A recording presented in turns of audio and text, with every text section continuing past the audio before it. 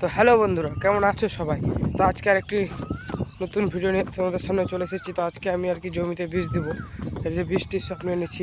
তো বলতে গেলে কি আমি জমিতে বীজ দেবো না, আমি দিয়েছি এর আগেও 5-6 ট্যাঙ্কি দিয়েছি, কালকেই দিয়েছি। তোমার শরীরটা হঠাৎ রাত্রে খারাপ করার কারণে আমি দেবো না। তো পাশের পাড়ার একটা দাদাকে আমি জমিতে বীজ দেওয়ার জন্য আর কি বলেছি। তো দাদাটা বললো আই ট্যাঙ্কি ট্যাঙ্কি নিয়ে দিয়ে দিবে, পাশের পাড়ার আর কি। তো আর আমরা দুই ভাই দিই। তো আমার দাদা এখন আর কি গাজলে কাজে যাচ্ছে, মানে আমাদের বাড়ি থেকে। তো তাই দাদা থাকতে পারছে না, তার জন্য আমি একা অতটা দিতে পারবো না, আর বাবা তো পারে না। তো দাদাটার কাজে নিয়েছি, দাদাটা বললো আসছে।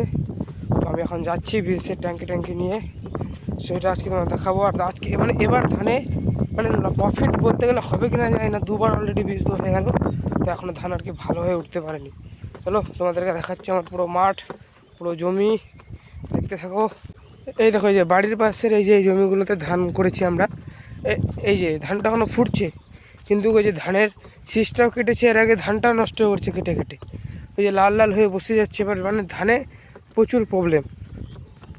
এই যে দাদারা বীজ দিচ্ছে, সে আমাদের জমি। ধান কি আর কি ফুটতে লেগেছে, ধান মুখে মুখে চলে এসে দেখতে পাচ্ছ, ধান আর কি ফুটতে লেগেছে আর ফুটছে। আর জমিতে এসে কিনে না মন প্রাণ আমার খুব ভালো হয়ে যায়। কারণ আছে, কারণ ছোট থেকেই চাষবাসের প্রতি আগ্রহ।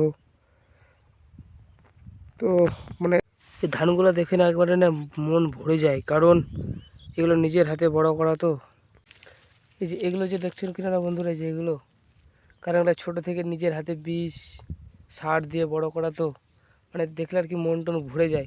এরকম খুশি হয়তো আমরা কোথাও ঘুরতে গেলেও পাবো না, যেটা আমরা আর কি আমাদের ধানের জমি দেখে পাই। কারণ এটাই আমাদের সংসারের ভরসা আর কি, এটাই আমাদের সব। দেখতে পাচ্ছ ধানগুলা, মন টন পুরো ভরে যাচ্ছে, এত সুন্দর লাগছে না মনটা ধানগুলো যখন ফুটছে, কি আর বলবো। দেখো শুধু একবার।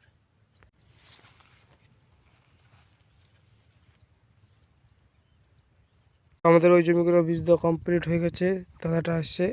এখন যেগুলো জমিতে বীজ দেবো, তারপরে যে ওখানে আছে তার বাড়ির সামনে আছে আর কি, অল্প অল্প করে টোটাল আজকে আর কি 6 বিঘার মতন বীজ দেবো। তো এর মধ্যে আমাদের আর কি 1.5 বিঘার মতন বীজ দেওয়া হয়েছে, আরও বাকি আছে।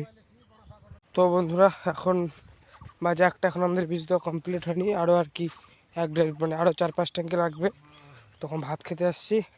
তাহলে আজকে আর ব্লগটা বড় করছি না, আজকের মতন এখানে শেষ করছি। দেখা হচ্ছে নেক্সট ভিডিওতে, তো তখনের জন্য টাটা।